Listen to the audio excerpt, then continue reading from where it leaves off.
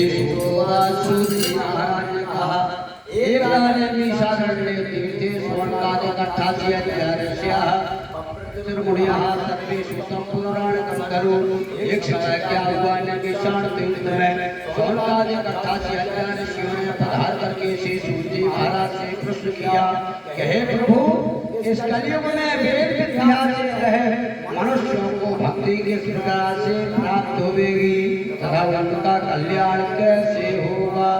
इसलिए हे मुनि श्रेष्ठ कोई ऐसा तप व व्रत वर्णन करिए जिससे थोड़े समय में पुण्य प्राप्त होवे।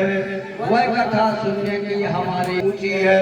अब मैं उस श्रेष्ठ व्रत को आप लोगों से वर्णन करके कहूँगा जिस व्रत को लक्ष्मीपति विष्णु भगवान से देवर्षि नारद जी ने पूछा था और विष्णु भगवान ने जिस प्रकार से वर्णन किया था उसे मैं वर्णन करता हूँ। एक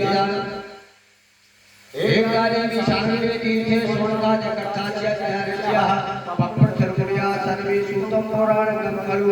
एक समय में विशाल तीर्थ में सोनकाद इकट्ठा किया ऋषियों ने प्राणवेता से सूत जी महाराज से पूछा कहे इस कलयुग में वेद विद्या से रहे मनुष्यों को भक्ति की तरह से प्राप्त होगी तथा उनका कल्याण कैसे होगा। इसलिए हे मुनि श्रेष्ठ कोई ऐसा तप व व्रत पूरे समय में पुण्य प्राप्त हो। वह कथा सुनने की हमारी इच्छा है। समस्त शास्त्रों के जानने वाले श्री सूत जी महाराज बोले कि हे वैष्णव पूज आप सबने प्राणियों के हित की बात पूछी है। अब मैं वो श्रेष्ठ को आप लोगों से वर्णन करके कहूँगा जिस को लक्ष्मीपति विष्णु भगवान से देवर्षि नारद जी ने वर्णन किया था। नारद जी ने कहा किम फलम किम विधानम च कृतम केने तद्व्रतम उस व्रत का क्या फल है क्या विधान है किसने व्रत किया है और कौन से दिन यह व्रत करना चाहिए आप तो विस्तार पूर्वक वर्णन करो। विष्णु भगवान ने कहा यद् कुशवादि सौभाग्य संततिकरम सर्वत्र विजयप्रदम यस्मिन् कस्मिन् मृत्यु भक्ति सिद्धा समन्विता यद् कुशवादि को दूर करने वाला धन को बढ़ाने वाला सौभाग्य तथा संतान को देने वाला सभी स्थानों पर विजय करने वाला है। जिस किसी दिन मनुष्य की श्रद्धा हो उसी दिन संध्या के समय में ब्राह्मणों बंधुओं के साथ धर्म में तत्पर होकर के और श्री सत्यनारायण भगवान के व्रत को करे।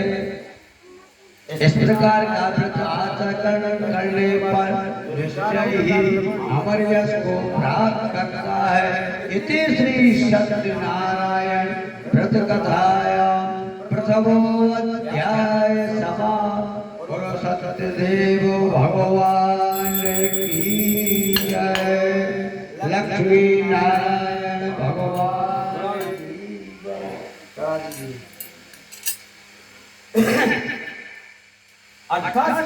ऋषि महाराज से निवेदन किया कि हे प्रभु और कोई आगे की कथा हो तो आप वर्णन करें। श्री सूत जी महाराज ने कहा हे श्रेष्ठ मुनियों अब मैं आगे कथा वर्णन करता हूँ। सुंदर काशी दुनिया नामक नगरी में एक निर्धन ब्राह्मण रहता था। वह भूख और प्यास से दुखी हुआ नित्य ही पृथ्वी पर घूमता था। ब्राह्मणों से अधिक स्नेह करने वाले भगवान ने ब्राह्मण को दुखी देख कर बूढ़े ब्राह्मण का रूप धारण करके उसके पास में जाकर के आदर के साथ पूछा कहे विप्र तुम नित्य दुखी होकर पृथ्वी पर क्यों घूमते हो। हे श्रेष्ठ ब्राह्मण यह सब मुझसे कहो मैं सुनना चाहता हूँ। ब्राह्मण ने कहा भिक्षार्थं वै ब्रह्महि उपायं यदि जानासि कथया प्रभो। हे महाराज मैं तो भिक्षा मांगने के लिए हे प्रभु यदि मेरी निर्धनता को दूर करने का उपाय आप जानते हो तो कृपा करके बतलावे। ब्राह्मणों का ब्राह्मण ने कहा, कहे भैया, यह समस्त मनोकामनाओं को पूर्ण करने वाला श्री सत्यनारायण देव का व्रत है। इन्हीं की हे ब्राह्मण, श्री सत्यनारायण देव तो सबके मनोरथ को सिद्ध करने वाले हैं, इसलिए आप इन्हीं का व्रत पूजन करें। इसके करने से मनुष्य दुखों से छूट जाता है। ब्राह्मण को व्रत की समझ विधि बतला करके ब्राह्मण वहीं पर अंतर ध्यान हो गए। ब्राह्मण ने अपने मन में इस प्रकार का संकल्प प्रतिज्ञा की, जैसे व्रत को व्रत ब्राह्मण ने बताया उसको बस करूंगा। यह निश्चय करने पर उसे रात्रि में निद्रा नहीं आई और प्रातः काल उठ करके और सत्यनारायण देव के व्रत का निश्चय करके भिक्षा मांगने के लिए चल दिया। उस दिन तो उसको भिक्षाया बहुत से धन की प्राप्ति हुई, जिसने अपने कुटुंबियों के साथ सत्यनारायण भगवान का किया। इस के कारण से वह ब्राह्मण समस्त दुखों से छूट करके संपूर्ण संपत्ति से भोग हो गया। उसी दिन से प्रत्येक माय व्रत करने लगा। यो सत्यनारायण भगवान के व्रत को करने वाला दुर्योधन समस्त पापों से मुक्त होकर मोक्ष को प्राप्त हुआ। सत्यनारायण देव के व्रत को जो कोई पृथ्वी पर करेगा वह मनुष्य सब दुखों से छूट जाएगा। इस तरह नारद जी से नारायण का वर्णन किया होगा। यह व्रत मैंने तुमसे वर्णन किया है। श्री सूत जी महाराज ने कहा, हे ऋषियों, उस ब्राह्मण को सुनकर के और किसने व्रत किया है, हम वह भी सुनना चाहते हैं।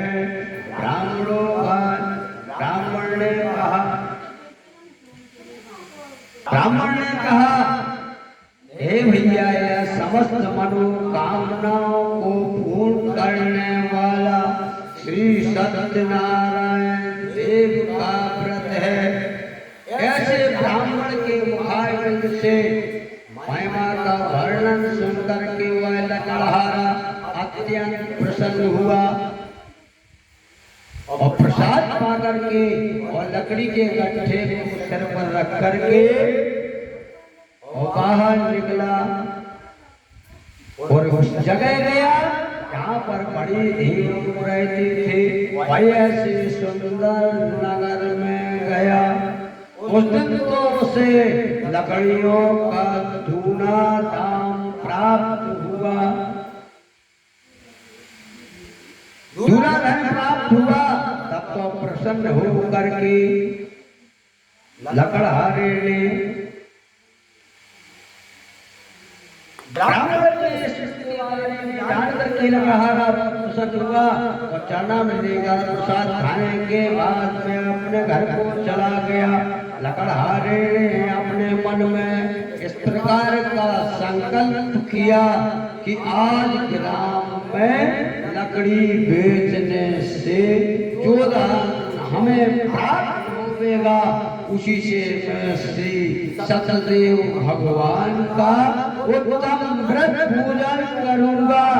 मन में ऐसा विचार करके वो जहाँ पर बड़े लोग रहते थे वह ऐसे सुंदर नगर में गया।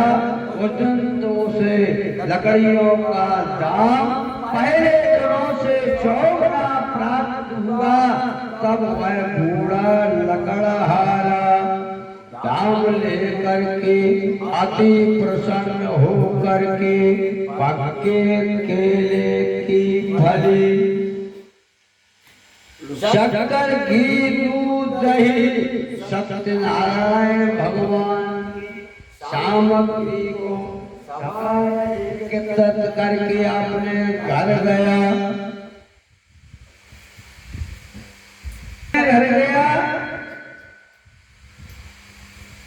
अपने भाइयों को बुला करके विधि के साथ में भगवान जी का पूजन मानो और व्रत किया।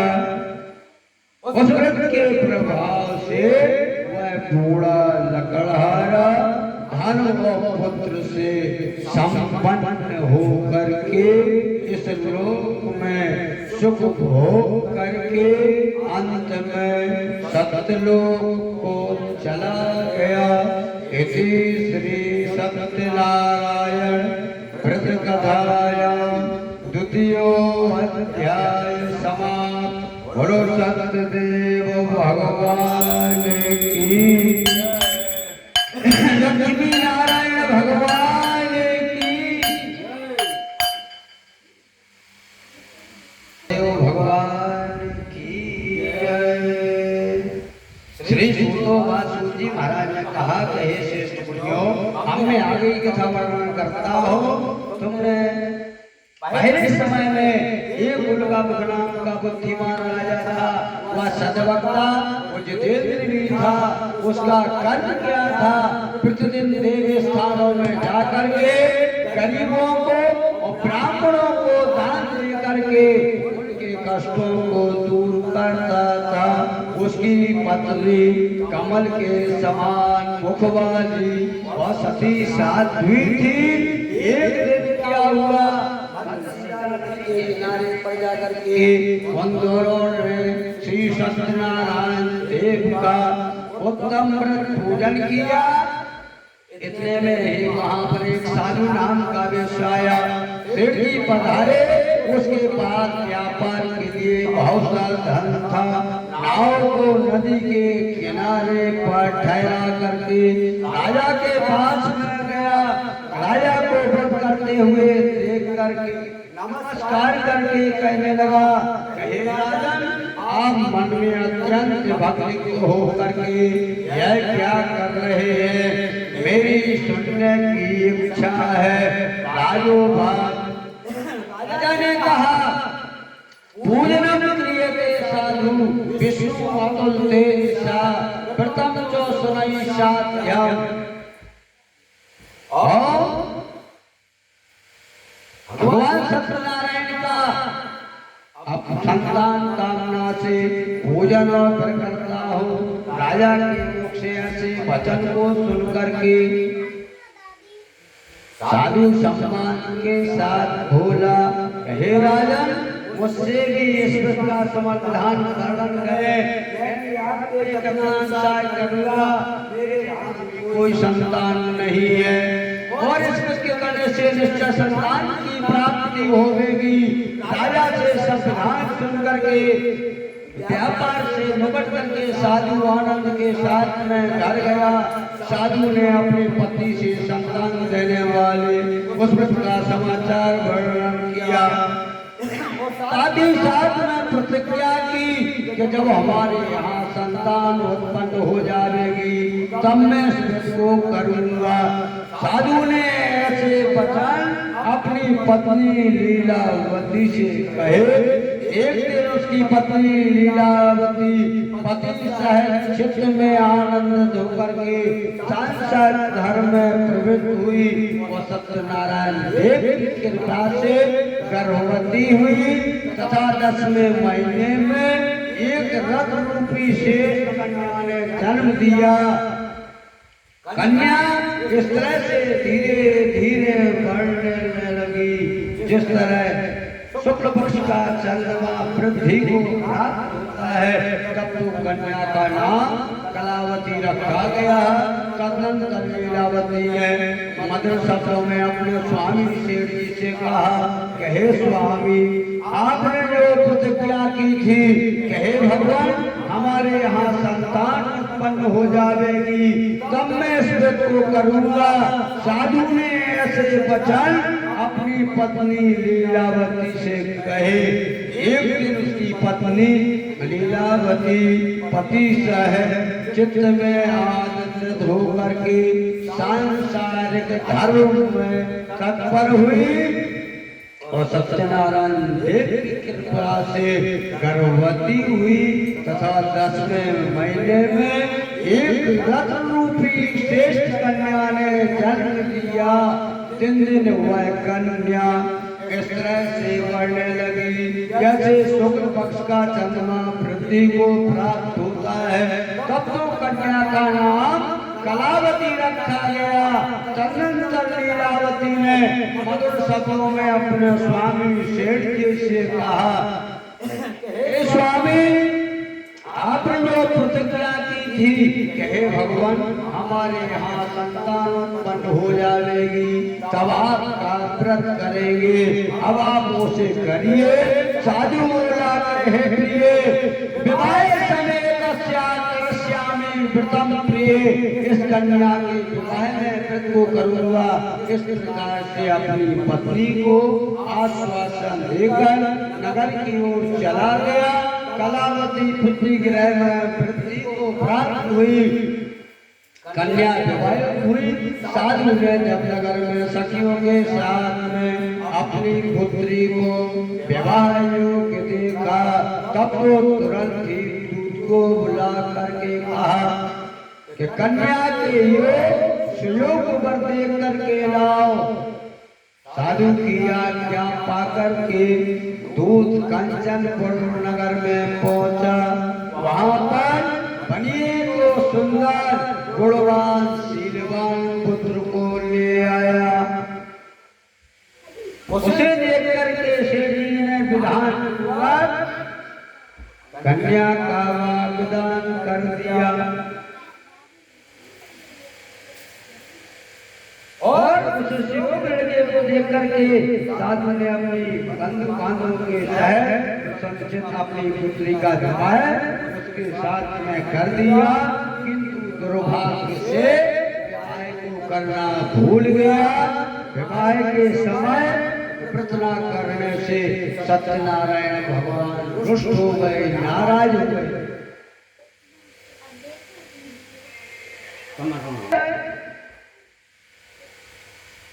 तब से उन्होंने श्राप दे दिया कि तुम्हें दारुण दुख प्राप्त होगा। अपने कार्य में कुशल साधु बनिया अपने माता के शहर व्यापार करने के लिए समुद्र के समीप रत्नसारपुर नगर में गया। वहां जाकर के दोनों ससुर जमाई चंद्रकेतु राजा के उस नगर में व्यापार करने लगे। एक दिन क्या हुआ, भगवान सत्यनारायण की माया से प्रेरणा क्या भेजा हुआ कोई चोर राजा का धन चुरा करके भागा जा रहा था, किंतु पीछे से राजा के दूतों को आता हुआ देख करके चोरों ने घबरा करके भागते हुए राजा के धन को चुपचाप वहीं पर रख दिया जहाँ पर ये दोनों ससुर जवान ठहरे हुए थे। जब दूतों ने साधु वेश के पास में राजा के धन रखा हुआ देखा, दोनों को बांध करके ले गए और प्रसन्नता से लौटते हुए राजा के समीप में जाकर बोले, हे महाराज, हम यह जो चोर पकड़ करके लाए हैं देख करके आज्ञा है। तब तो राजा की आज्ञा से उनको कथित कारावास में डाल दिया गया, बंदी बना लिया। उनके पास में जो धन था राजा ने हरण कर लिया। उसी श्राप के द्वारा उनकी पत्नी भी बहुत दुखी हुई। जो कुछ घर पर धन रखा हुआ था वह चोर चुरा ले गए। शारीरिक और मानसिक पीड़ा तथा भूख प्यास से दुखित अन्न की चिंता में घर घर फिरने लगी। तब तो कन्या कलावती प्रतिदिन घर घर भिक्षा मांगने लगी। एक दिन वह कन्या प्यास से तृषित होकर के एक ब्राह्मण के घर पर गई।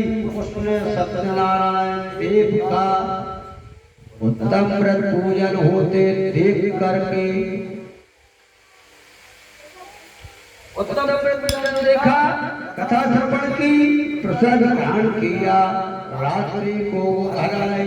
माता ने कलावत से कहा, हे पुत्री, रात्रि पर्यंत तू कहाँ रहे? तेरे मन में क्या है? कन्या कलावती ने कहा कि हे माता, मैंने एक ब्राह्मण के घर पर मनोरथ को सिद्ध करने वाला श्री सत्यनारायण देव का उत्तम व्रत पूजन होते देखा है। ऐसे वचन को सुन करके लीलावती भी भगवान के पूजन की तैयारी करने लगी। लीलावती ने अपने कुटुंबियों के साथ सत्यनारायण भगवान का पूजन और व्रत किया और ब्रह्मा ने वरदान मांगा कि मेरे पति और दामन शीघ्र ही आ जावे। साथ ही साथ प्रार्थना की कि हे भगवान, हम सबका अपराध क्षमा करो। इस व्रत के करने से सत्यनारायण भगवान संतुष्ट हो गए। श्रेष्ठ राजा चंद्रकेतु को सपने में दर्शन दिया। हे राजन, बंदी गृह में उपस्थित दोनों वेश्यों को प्रातः काल ही छोड़ दो और जो तुमने धन हरण कर लिया है वह दे दो, नहीं तो तेरा धन राज पुत्र आदि नष्ट कर दूंगा। राजा से ऐसे वचन कह करके भगवान तो अंतर ध्यान हो गए। सवेरे होते ही राजा चंद्रकेतु ने सभा में बैठ करके सभासदों को अपना स्वप्न सुनाया और दोनों बड़े पुत्रों को कैद से मुक्त करके सभा में बुलाया। दोनों ने आते ही राजा को नमस्कार किया। राजा मीठे वचनों से बोला, हे महान भावो, तुम्हें भावी को समाने अपने भाग्य से कठिन दुख प्राप्त हुआ है। अब तुम्हें कोई भय नहीं है। लिखा है कवि ने, दीन ही देना दे लिख दे और नर अपने अज्ञान बस वृथा सोच कर ले। तुम्हारे भाग्य में लिखा था, इसमें हमारा कोई दोष नहीं है।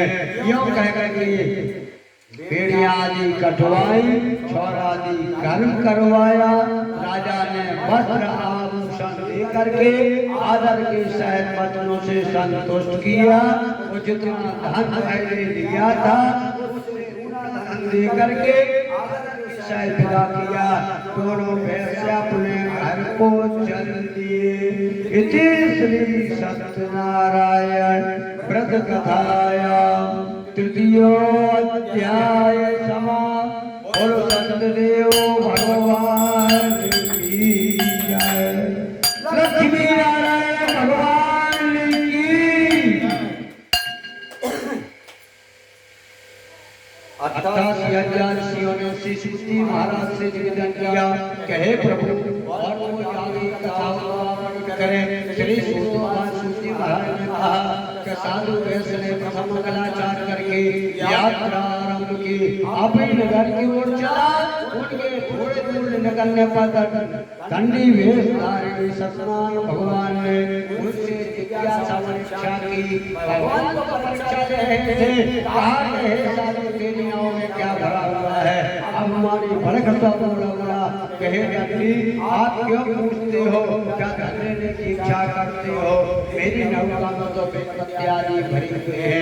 वैश्य के मुख से ऐसे कठोर वचन को सुन करके भगवान ने कहा, तथास्तु, तुम जैसा कहते हो वैसा हो जाए। यूं कह करके वहां से चले गए। कुछ दूर जाकर के समुद्र के किनारे पर बैठ गए। दंडी सन्यासी के चले जाने पर वैश्य ने स्नान ध्यान आदि करने के बाद में नाव को ऊंची उठी दे अचंबा किया तथा नाव में बेलपत्र आदि देख करके मूर्छित होकर के जमीन पर गिर पड़ा। पर वह शोक करने लगा। तब उसका दामाद बोला कि आप चिंता ना करें, यह दंडी भगवान ने श्राप किया है, अतः उनकी शरण में चलना चाहिए, तभी हमारी मनोकामना पूर्ण होगी। दामाद के मुख से ऐसे वचन को सुन करके वह दंडी के पास में पहुंचा। दंडी के पास में पहुंचा, अत्यंत नमस्कार करके बोला कि हे महाराज, मैंने आपके सामने झूठ वचन बोले, इसके लिए क्षमा करो। उसके ऐसे 3 वचन सुनकर सत्य भगवान प्रसन्न हुए और आकाशवाणी हुई कहे साधु तेरी कन्या मेरे प्रसाद का परित्याग करके पति के पास में चली आई है। इसी कारण इस कन्या का पति अदृश्य हो गया, छपा गया है। यदि वह घर जाकर प्रसाद पाकर लौट कर आवे तो तेरी कन्या का पति अवश्य प्राप्त हो जाएगा।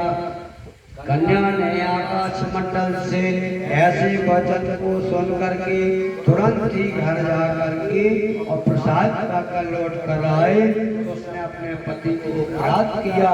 इसीलिए रामचरितमानस में लिखा है कि जो इच्छा कर हो मन माही वो हरि प्रसाद कछु दुर्लभ नाही।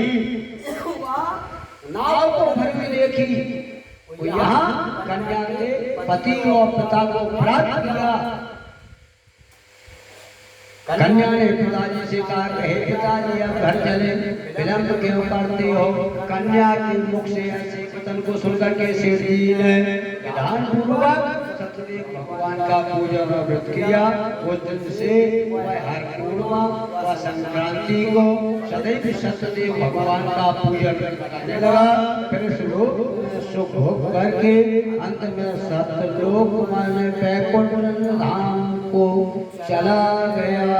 इति श्री सत्यनारायण व्रत कथाया चतुर्थो अध्याय समाप्त। बोलो सत्यदेव भगवान की जय।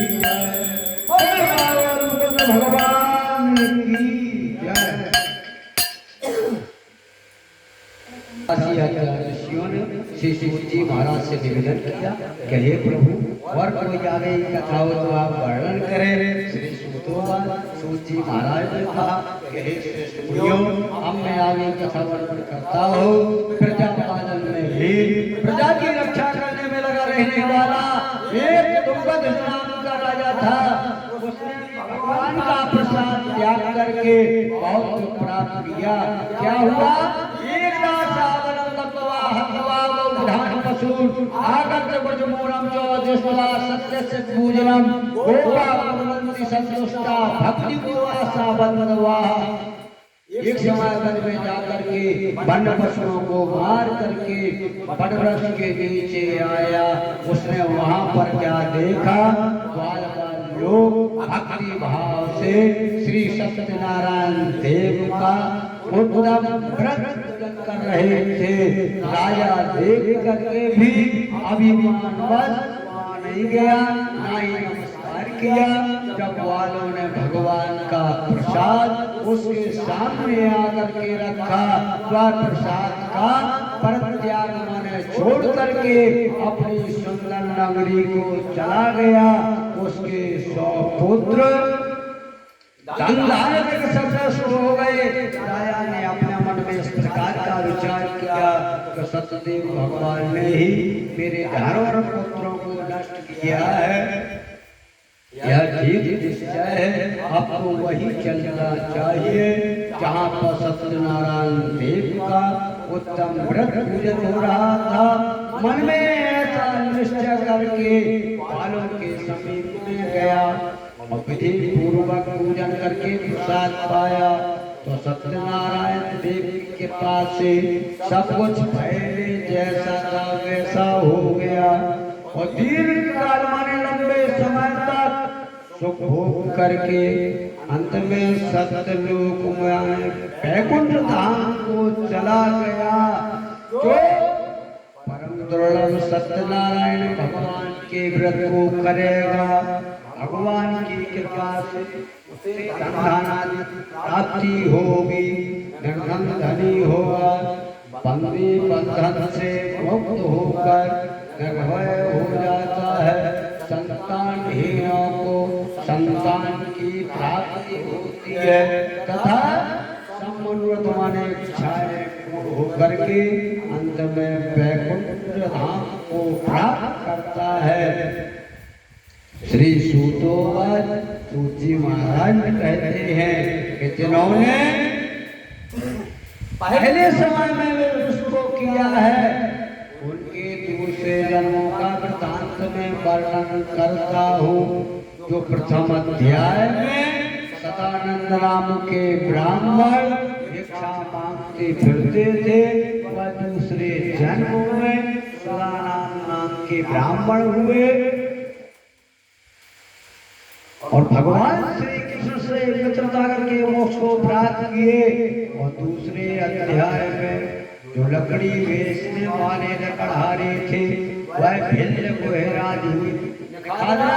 उस जन्म में श्री रामचंद्र जी का ध्यान करके मोक्ष को प्राप्त किए।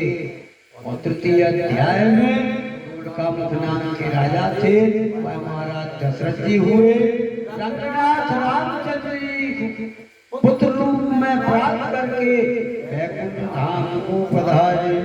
और चतुर्थ अध्याय में जो साधु नाम के वैश्य थे वह सतप्रतिक राजा मूर्त हुए।